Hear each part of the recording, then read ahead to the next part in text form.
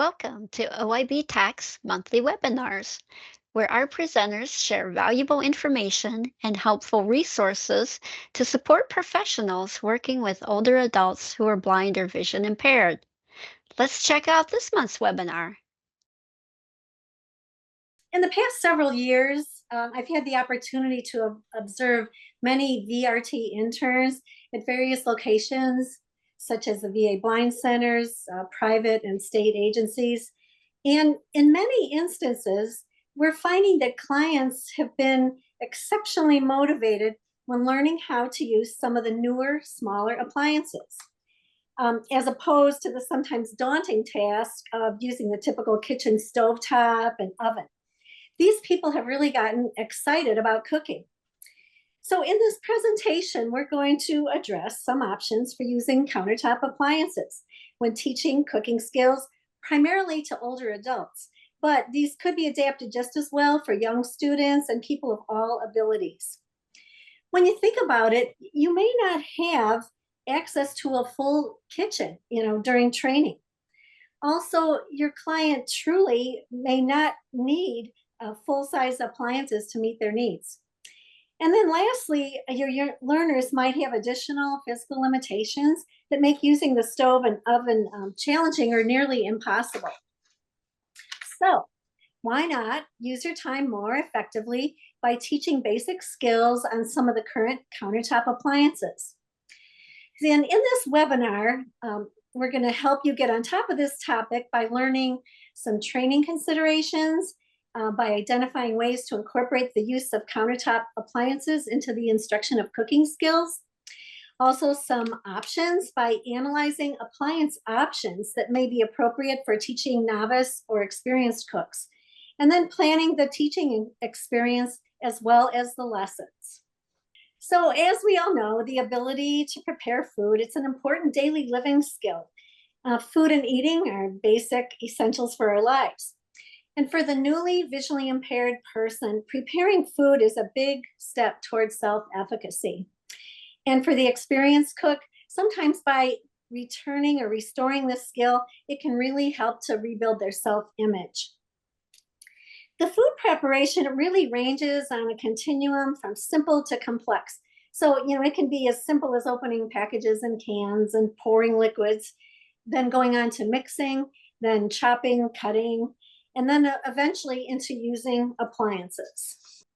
So let's go into some considerations. When we get to the point of using appliances for food preparation, we really need to ask ourselves this question. Does the individual need to use a full-size oven and stove to meet their needs? We need to consider their individual preferences, their abilities, and living situation is really going to dictate their need. Their lifestyle, how much cooking do they prefer to do in a week? Also, how many people do they need to cook for? What type of food do they want to cook? And are there any other additional disabilities, either physical or sensory or cognitive? So what do you think, is one of the biggest challenges of cooking with limited vision? This is cooking, meaning using a heat source. And I'm going to just jump on to the next slide. And I'll give you some of the answers people have given. So some of the challenges might be determining doneness. Also safety, burns and fires, turning and flipping, setting or maintaining temperature, aligning pots and pans on the stovetop, and inserting or removing items from the oven. And now I'm going to turn it over to Jennifer to talk about some more challenges. Hi, everybody. So just some more challenges related to using the stovetop would be physical contact with the heat source. So if you're using a flat top stovetop or even an electric stovetop with the coil burners, it's not just the actual burner, but the rest of the stovetop too that can become very heated. And so having a concern or even a fear about contact with those surfaces is a challenge. Dropping food on the heat source. What happens when the pot boils over or food gets flung out as you're stirring? And, so dropping that food is a concern. splattering from frying foods. Just the sound alone can be very intimidating and scary, but then you have the issue of actually getting splattered with hot grease as it pops and comes in contact with your skin. So that's a concern. And then, of course, if you are working with a gas stove top, the open flame is a concern. So when it comes to the oven, some challenges are contact with all the parts of the oven, the hot parts of the oven. So it's not just the racks inside the oven, but the sides and the top and bottom, the door, and sides, top, and bottom around the opening of the oven that people may be a little concerned or fearful about coming in contact with. Bending to insert and remove food from the oven, that can be an issue for some people, as can inserting and removing or retrieving bakeware. Sometimes those pans, those casserole pans, get very heavy, and because of the way that is, safest to insert and remove food, it could be a little awkward for some people, and the balance issues can come into play. Also related to balance is the issue of falling into the oven space. And this often happens when someone is standing in front of the oven door and leaning in to put food in.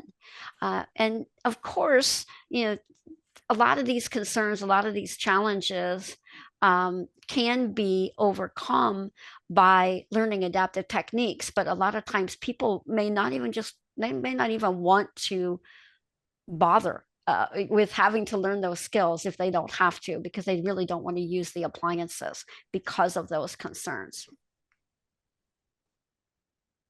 So let's talk a little bit about countertop appliances and the options.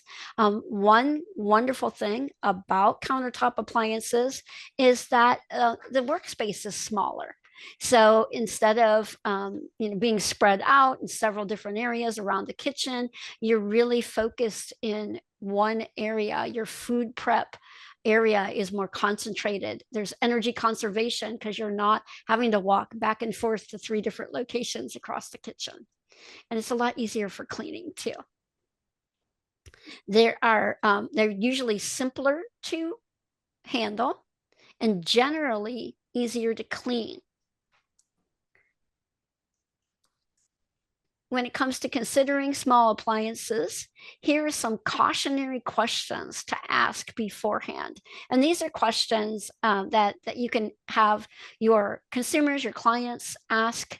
But do I need to purchase something new, or do I already have something in my kitchen that'll basically do the same thing? So is this really a necessity? That's something to think about. And sometimes you may have an item in your kitchen, but for various reasons, it may not be the best option for you to use that item. So taking into account what they have already in the home can come into play for sure. Is the cost of purchasing this appliance going to be worth it for me personally? Is it going to save me time? Is it going to be easier for me? And then just a couple of notes about purchasing these appliances. You may encourage your consumers to check out a resale shop and look at purchasing a used model, especially if this is something new and they're not sure if they want to invest a lot of money in it at this point. Now, paying for small appliances is an allowable expense from RSA with OIB funding. Best practices say that it's best to purchase devices that promote the safety, health, and independence of the individual. But your agency, local and private and state agencies, may have other policies in place, policies that may specify approved vendors and may make purchasing small appliances something that is not able to do in your particular program.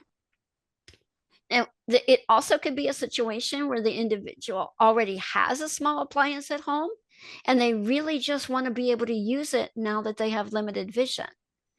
Or a friend or family member may have an extra appliance lying around their home that they're willing to give to your consumer or purchase for them. And then, of course, the individual could purchase it for themselves as well. Does the appliance have more than one use? That's another cautionary question. A lot of times you may want something that's a multitasker and going to be able to give you more bang for your buck with all of the different things that it can do rather than something that's just good for one task. And am I getting it just because it's the latest sexy thing on the market? So a lot of appliances have come and gone over the years. They are very trendy for a while and then kind of go by the wayside. If you maybe remember the food dehydrator that was going to save all kinds of space in your home by having you dehydrate all your food. Rotisserie cookers, right? Countertop rotisserie cookers, even bread makers used to be really fashionable, right? Really popular, and now not so much. So are you getting these appliances just because you've seen them on TV? Is it really something that could be useful? So now I'm going to turn it over to Sue, and she's going to present you with 5 small appliances that are most commonly used today. And she's going to demonstrate them.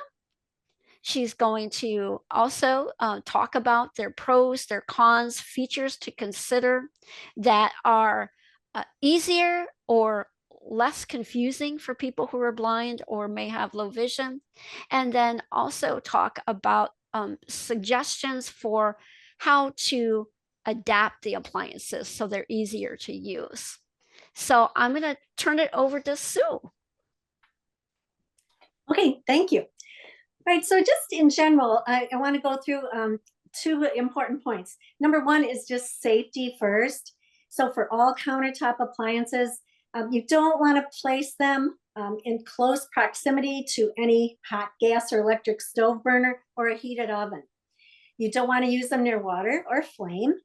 And you always want to make sure to have a clear area which to work, keeping the cords as short as possible away from the work area.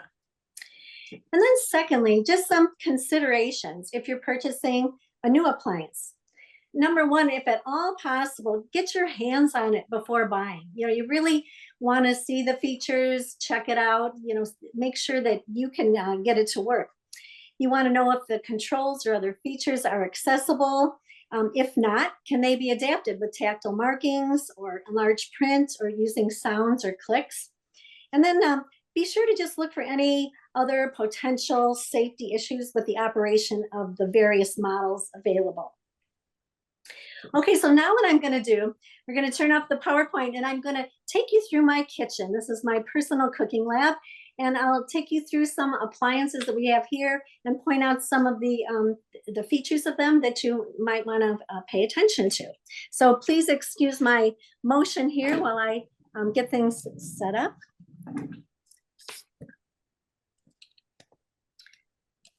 Okay, the first appliance we're going to talk about is the toaster oven. Given its name, it's no surprise that people might put the emphasis on toast when thinking about the toaster oven, but these days, as the countertop appliance gets smarter and better, you really should be thinking more about the oven part.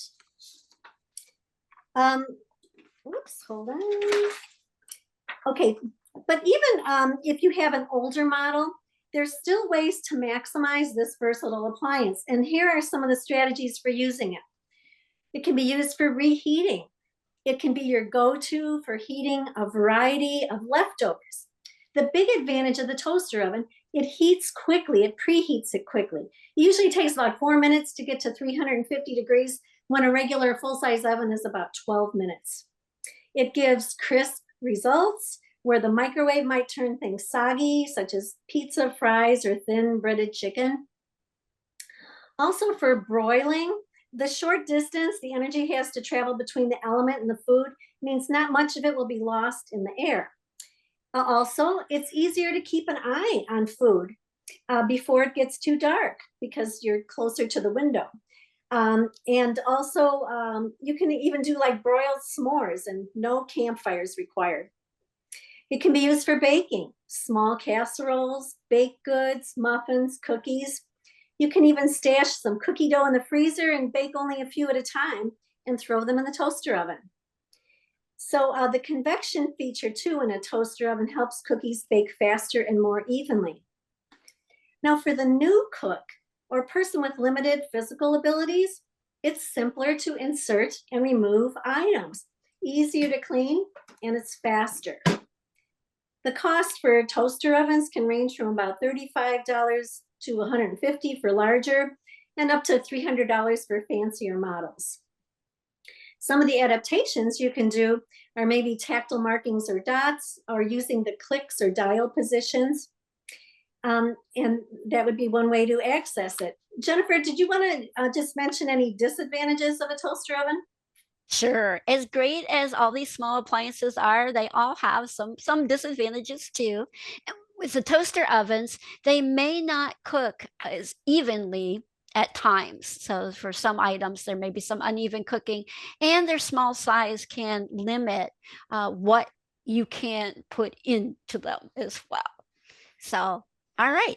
Okay. Tell us some more, Sue. Okay, so with the toaster ovens, that's I happen to have 3 different models here in my kitchen to show you. So these are here so I can show you some of the features you might be looking for when you're considering one for yourself or for your clients. Okay, so now this first one I have here, this is a Black & Decker. It's one of the older models of toaster oven, but it's really a really good appliance. I like it because it's got a nice grip on the handle to open. When you open the door, it's got a feature, it's got these hooks that actually grab onto the tray. So it pulls the tray out and it locks it in position.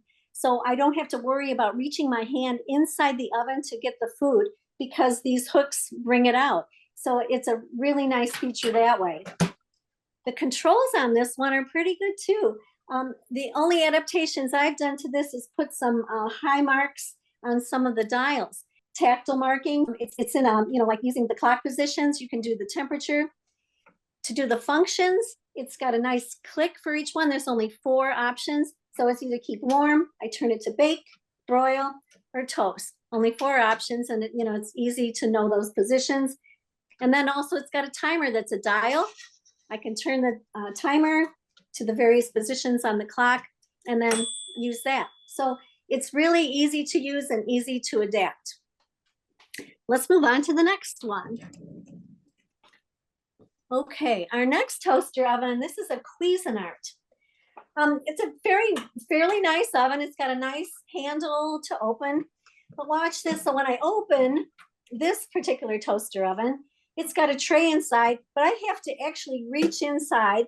And this one, the tray is so close to the bottom of the oven that you really have a good chance of, getting burnt on the bottom. And then also when you pull it out, it's got no stopper. It could easily come out at you. Okay, so that's my criticism of the oven part. The controls on this one, if you could design a control panel that's probably the worst for people with vision issues, this is probably it. It's got a blue screen, an LED screen for the selector. And to choose whatever mode you want for cooking, you turn the dial. And the dial has very little tactile sensation to it. It kind of jumps from toast to bagel to bake to broil.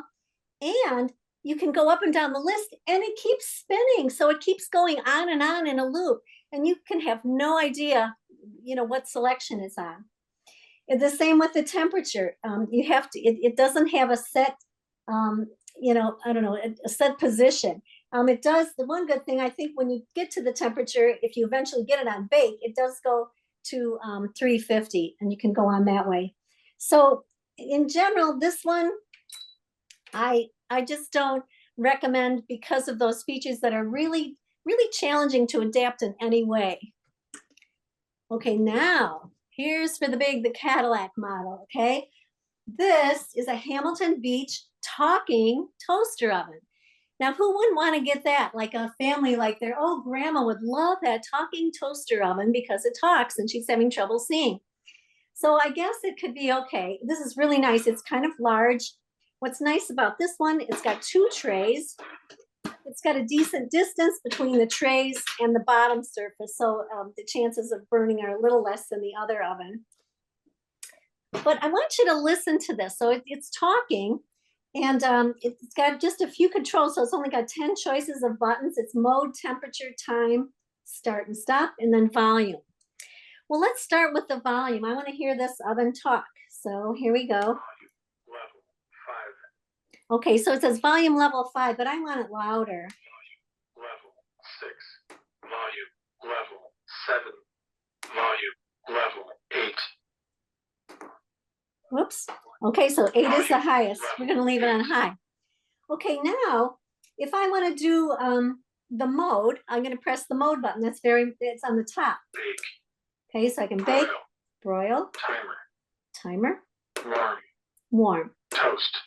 and toast. Bake. Okay, so those are fairly simple.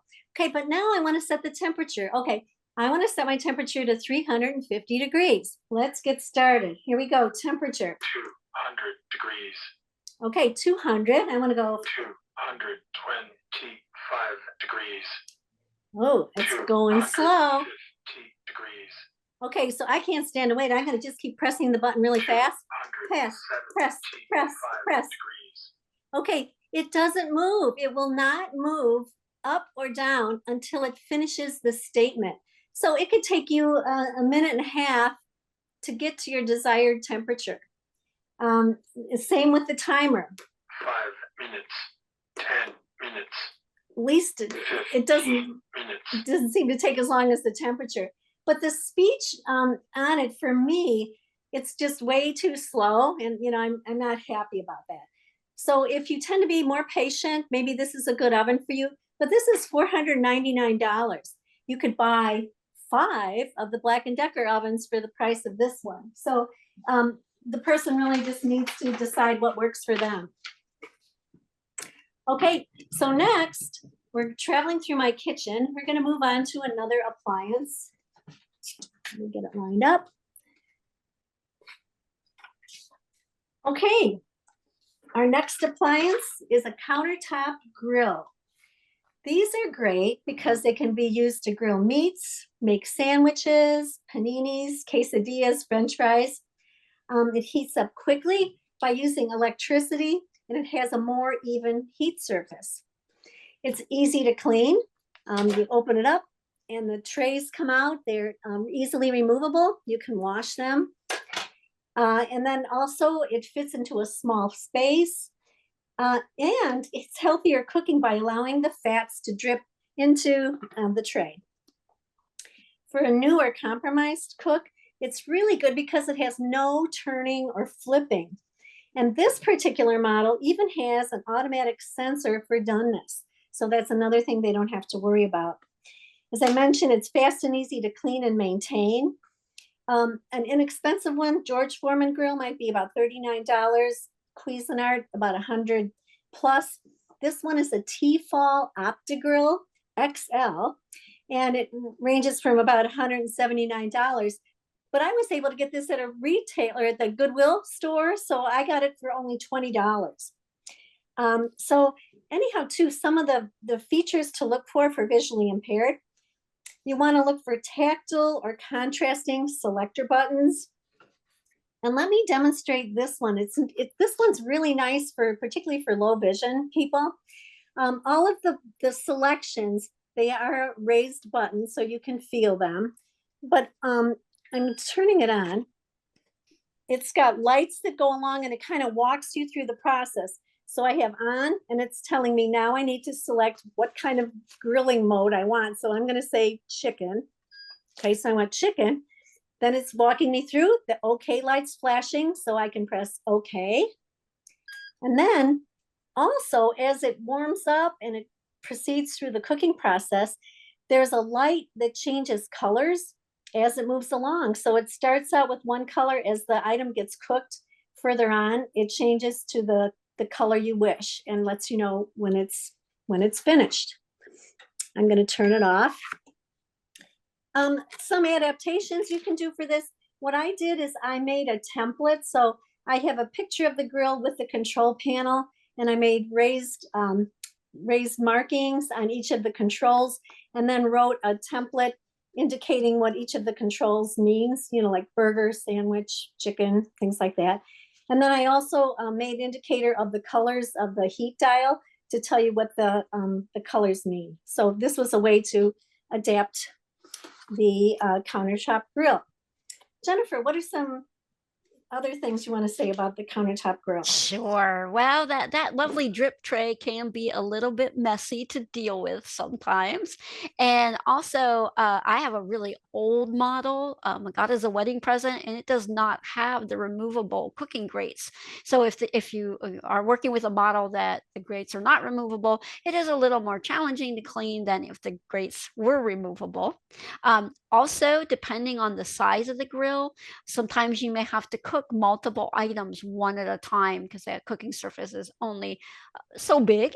And then there is still a danger of hot surfaces. So even though it's wonderful because as the food is cooking, it's all enclosed, that the outer part of the grill, it still gets a little bit hot. You definitely want to be cautious whenever you're working around it, and definitely use oven mitts when you're opening it, closing it again, things like that. So, all right. What's next, Sue? Hey, on to my Instant Pot. Now, Instant Pots are multitasking devices designed to make one's life a whole lot easier. The Instant Pot, and this is the particular brand, it's the most popular. It's an electric pressure cooker, steamer, rice cooker, yogurt maker, saute pan, and has a whole bunch of pre-programmed settings meant for the cooks who want to set it and forget it. Some of the advantages. Quick cook times are thanks to its pressure cooking function, which locks steam created by liquid and building pressure and pushing steam back into the food. The Instant Pot eliminates safety concerns due to pressure with a lid that locks, example, and it stays locked until the pressure is released. So what can you cook in here? A hearty meal for a whole family in less than 30 minutes. Rice and chicken, beef stew, chili, whole roasted chicken, all these can cook between 30 and 60 minutes from start to finish. And you can even bake bread in the Instant Pot. Some of the cautions. You always need to add at least a half cup of liquid. Pressure cooking requires liquid to build pressure in the pot. You can also safely cook food from a frozen state, where sometimes traditional cooking methods take too long to heat the protein and too much time in the dangerous temperature zone. You can convert slow cooker recipes. Suddenly, an 8-hour recipe can be made in about an hour. But you do need to get to know the real cooking times. This was something I had to really learn. Let's say you set the Instant Pot to pressure mode for 30 minutes. That time doesn't actually start until the pressure builds, which often takes about 10 minutes. And then you also want to add about 10 to 15 minutes for the pressure to release. So in the end, a 30-minute recipe can take about 50 to 60 minutes. Now, what's good about this for new or compromised cooks is everything goes in one place. There's no need to time or to check for doneness. The cost, a small Instant Pot, maybe a 3-quart is about $70. The larger then tends to be more expensive. But there are even some cheaper models, like a Magic Chef is about $59. Visually impaired features to look for. If at all possible, find tactile sensor keys. This one has kind of raised bumps for all of the buttons, but you notice there are several buttons to choose from. So my suggestion is to find the ones that the person uses most, the cancel, on off, or slow cook. Maybe mark those with some type of tactile marking. But also what I did for the Instant Pot, I made a template again. So I have a picture of the control panel. I put raised dots on each indicator button and put larger print, and then also did Braille markings on the template. Okay, Jennifer, what do you think? All right. Well, just another note about the control panels is that sometimes, you know, buttons on the control panel can have multiple functions, right? So you press it once, it means one thing, and then you're in a different mode or different area, and you press it again, it means something different. So whenever you're looking for options, you want to look for buttons or control panels where each button has one function, if at all possible. With the Instapots, they can be very heavy. And so depending on if you're going to have them on your countertop all the time, you know, if you are, that's great. If you're not, it may be a little cumbersome to move them on and off. And they can be bulky to store as well.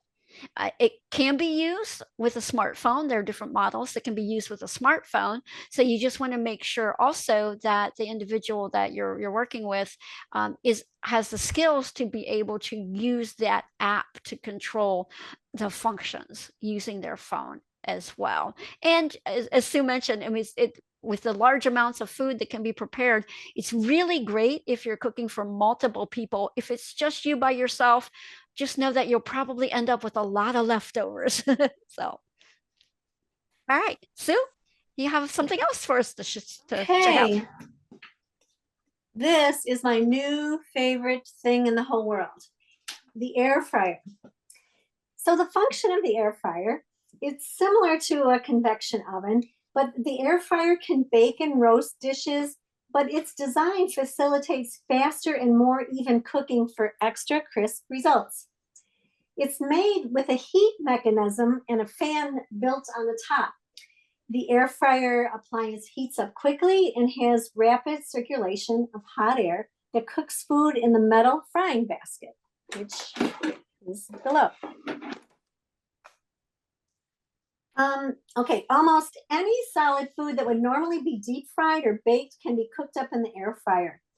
Frozen products like chicken nuggets, mozzarella sticks, and French fries perform perfectly. Or you can even toss in whole steaks or chicken wings. But as long as the air fryer isn't overcrowded, the dish will result in a crunchy, almost deep fried texture due to the concentrated heat source.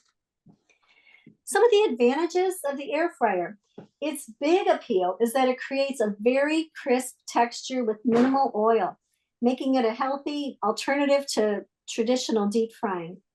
With an air fryer, simply tossing ingredients in a few teaspoons of oil, or even skipping the oil altogether with some recipes. Sorry, my phone was ringing. Okay, it results in a delectably crunchy dish, but with significantly less fat and calories. Now for the new cook, it's really good. It's an enclosed unit. It stays essentially cool on the outside. It avoids you working over a flame. And also, you know, like a burner in the oven. And it's really easy to clean. It's lightweight to pick out the tray. This can all be washed and then just inserted back in again. The cost. Now, if you're deciding to buy, consider, first of all, how many people you usually cook for, how much counter space you're willing to give up, and your budget. So the ones I found were between $64 to $299. Some of the things to look for. Knob controls tend to be the best, or digital controls where each button has a specific purpose rather than toggling between several options. And if you look at this one, this is a Bella air fryer. It's only got two controls. It's got the temperature on the top, which is a dial, and I took some high marks or tactile marking and marked various temperatures on there, and I put a bump dot on the dial. And then the bottom control is the timer. Once again, I just put a bump dot on the indicator, and then it, you know, you can set the time according to the position of the timer. So it's really simple to operate. Jennifer, any additions? Yeah, so as Sue mentioned, they can be really great, but you do have to watch the amount of food that you do put into them. If you do overcrowd them, sometimes you do not get the texture of food that you want. I happened to me, got really rubbery chicken wings because it definitely overcrowded the basket. And if you are going to be cooking larger amounts of food, you may need to get a larger basket, one that has a larger basket or a larger model, because the smaller ones do only cook a specific amount at once. But this option could be good if you're the only person that you're cooking for. But again, you've also got options if you are cooking for others as well. So becoming really, really popular. Even there are things like parchment paper that is specifically designed to put in the air fryer. So it's becoming, again, a really popular option out there, but it has a lot of benefits for the cook who is visually impaired too. All right.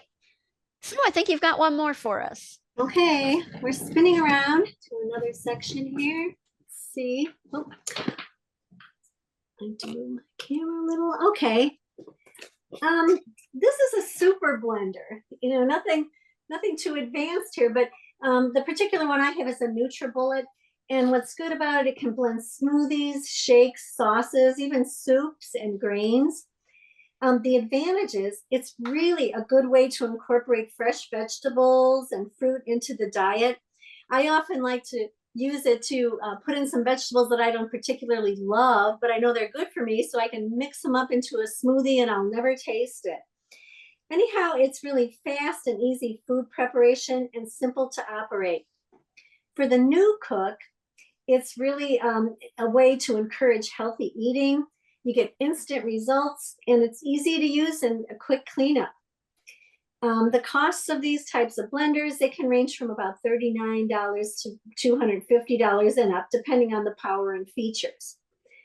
VI features for visually impaired, you may want to look for tactile push button controls, or the less complicated and simpler, the better. And to adapt it, maybe you could use tactile markings if needed. What's so cool about my NutriBullet is it doesn't have any buttons. All I do is put the ingredients in the cup, screw on the blade section, and I put it into the blender. I push down and turn it, and it instantly starts up and blends my whatever I'm going to put together in about, you can do 30 seconds at a time. So it's just really handy that way. Jennifer, what about your thoughts? Sure. Well, as handy as it really is, it does have some more limited uses than some of the other appliances. It also can be a little loud to use whenever you are blending. And it can be difficult for people with, some of the models can be difficult for people with arthritis or who have limited grasping ability. So, all right, I think you have some more to share. Okay, so the last one I wanted to show you is a combination cooker. And now several manufacturers now have combination cookers that bring together the toaster oven, steam cooking, and air fryer all in one. And this could really be a possible option for someone who has limited space in their kitchen. And it also might work well for someone who has the potential to put together entire meals in one device and has a desire for all of these appliances in their kitchen. The one I have here to show you is a Ninja Combi all-in-one multi-cooker, oven, and air fryer. What's nice about it, a simple switch flips the unit from a combination cooker, the oven and steam, to the air fryer and stove top mode. This also, the combi cooker function helps cook faster than an oven. And it's good for 3-part meals, whole roast, fresh and frozen proteins, root vegetables, and no drain pasta and rice, and even bread making. And I'll open this up to show you some of the features. So if I use the top tray, this is the part for the air fryer. So if I was doing any kind of meat or things like that, or protein, I'd put on the top. And then at the same time, you can cook on the bottom dish, and that would cook like your pasta or rice, and you can put them in at the same time. Let's see. So the Air fryer and stovetop mode is used for the traditional baking, like cookies and brownies, or use like a stove for sauteing veggies or slow cooking chilies and stews. This is also great for frozen snacks, again, like chicken nuggets, mozzarella sticks. Now, the cost for this combo unit, it ranges from about $179 to $299. So it could be, for some person, it might be a better buy economically than purchasing a toaster oven, a multi-cooker, and an air fryer. But Jennifer, what's your take? Sure. So on the other hand, if this appliance fails or if it's ever in need of some kind of repair, you're going to be out. Your kitchen's going to be absent from having those appliances, or perhaps your ability to use those appliances if they actually do exist in your kitchen. So it is kind of that, yeah, if it's out, then you're without all of those cooking options. So, all right. Well, thank you, Sue. Okay. But we're going to talk about planning instruction. So, whenever you are teaching someone how to use these small appliances, you want to proceed from simple to complex. So, you may start with something like just cooking something frozen that doesn't require any other preparation but to put it into the appliance and cook it, and then move to something more complex where you're having to prepare the ingredients that go in to the unit. You want to break up more complex tasks into smaller units of instruction. And this might be where you're making a vegetable soup in the Instant Pot and you're chopping up all the vegetables first. That could be the first part of the lesson. Then taking a break, teaching about the appliance, kind of showing the characteristics, all the features, where the handles and the buttons and everything are. And then, as the final step in the lesson, work on actually putting everything together to use the device to prepare the food. And this kind of, process will create a simpler, more effective and successful learning and instructional experience for both you and the person that you're working with. And it can also be lead to more rewarding and successful outcomes too. You want to design lessons to meet the client's goals, and their goals should be relevant to their needs, to their abilities, and to their preferences. Now, I will say that sometimes some agencies will get that, they get so excited about these appliances that everybody's going to get a grill, everybody's going to get an Instapot. But you really want to make sure that the appliance is meeting the needs of the individual person. And we'll talk more about that in a minute. So when it comes to preparing lessons, you want your lessons to be sequenced and designed to incorporate learning new skills. So you want to, of course, start with the skills they already have and incorporating them. Make sure to incorporate previously learned skills, things that you've worked on with them as a way to reinforce those skills, and then incorporate new skills. You also want to promote the transfer of previously learned skills in other areas of activities of daily living. So for example, cleaning up is always an important part of any cooking lesson, whether it's cleaning the appliance or cleaning the work area. And so, working on and promoting those skills of using overlapping strokes when you're cleaning, using a systematic pattern. Those are the same skills that someone would use if they're cleaning, their tabletop, cleaning a mirror, mopping the floor. And so just helping to make that association and help with the transfer of those skills. Some things to consider. You want to consider their previous knowledge and experience in food prep. Is this person, pardon the pun, a seasoned cook? Have they been cooking for many, many years? Maybe longer than you as the instructor have been alive? Or is this something very new to them? I think about my father when he became a widower and how he had very limited cooking experience. The types of appliances that are available to the individual. So again, what types of appliances have they used in the past and what are they using now? So you also want to think about the complexity of the food tasks that the person wants to prepare. So they may just want something very simple. Again, very little, I'm going to take it from the freezer, put it in the appliance, and I'm good to go. Or is it something that they want to have multiple steps in the recipe, different steps to prepare ingredients that are going to be used in the recipe? So think about what they're interested in doing. You want to be aware of their dietary needs and preferences. As much as I love cilantro, not everyone does. And so you want to make sure that the food you're preparing is something that is going to be something that they enjoy. So it can be a rewarding and successful experience. And don't forget to consider the person's age, culture, and lifestyle as well. You want the activities to be appropriate and manageable. So you want to think about the amount of time you have for your lessons, and you want to keep the client motivated to learn and to participate. And by making sure that you're picking recipes with them, not for them, and you're not just picking the recipes that you tried last night in your Instapot and you love it, so you're going to share it with your clients. That's great, but if you want to make sure it's relevant and meaningful to them as well. And then I do want to share that Sue and I have provided lesson plans on all of the 5 appliances that Sue demonstrated.